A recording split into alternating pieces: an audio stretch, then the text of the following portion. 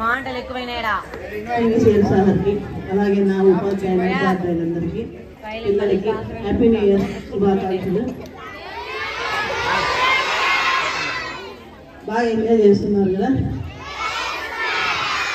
అలానే MP3 కూడా బాగా ఎంజాయ్ చేసేసుకొని బాగా చదివేసి మంచి మార్కులు తీసుకురావాలని కోరుకుంటున్నాను.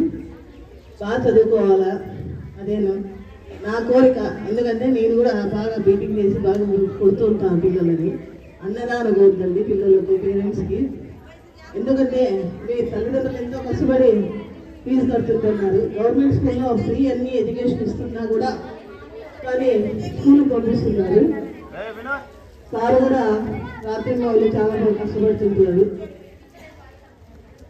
ఎందుకు అంటే 10th క్లాస్ ఈసారి బాగా మంచి మార్కులు తీసుకొని వస్తే మన స్కూల్కు టాప్ రావాలని కోరుకుంటున్నాను. సార్కి అదే కోరుకుంది. ఎప్పుడు ఒక స్కూల్ వస్తూ ఉంది, ఎందుకు వస్తూ ఉంది అనేసి.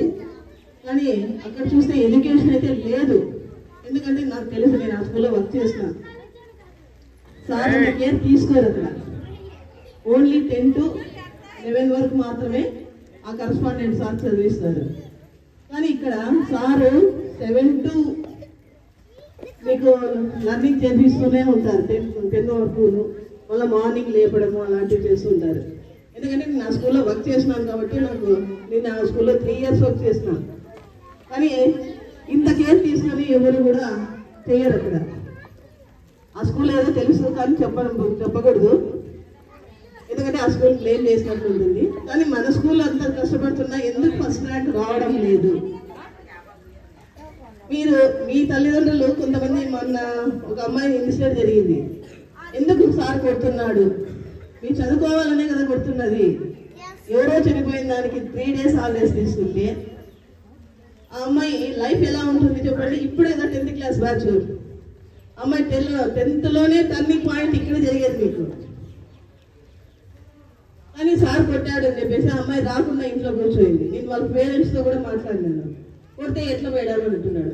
కొట్టండి, దండించండి, తల్లిదండ్రులు దండించుకోకుండా సారు దండించుకోకున్నట్టు ఎలా అవుతుంది? చదువు ఎలా వస్తుంది? ముందుకు సాగుతుంది చెప్పండి. ఒక అమ్మాయి లైఫ్ బాగా టర్నింగ్ కావాలంటే, అంటే భర్త పైన ఆధారపడుకోకుండా చదువు తానుగా చదవాలంటే ఒక విద్య మాత్రమే మనకు సహాయపడుతుంది. కాబట్టి మీరు బాగా కష్టపడి చదవండి. ఎందుకు కొడుతున్నారు అనేది కాదు పాయింట్. ఎందుకు కష్టపడి అక్కడ సార్ ఎందుకు కష్టపడుతున్నాడు, ఎలా కష్టపడుతున్నారు? 9th క్లాస్ టీచర్స్ అంతా వస్తున్నారు.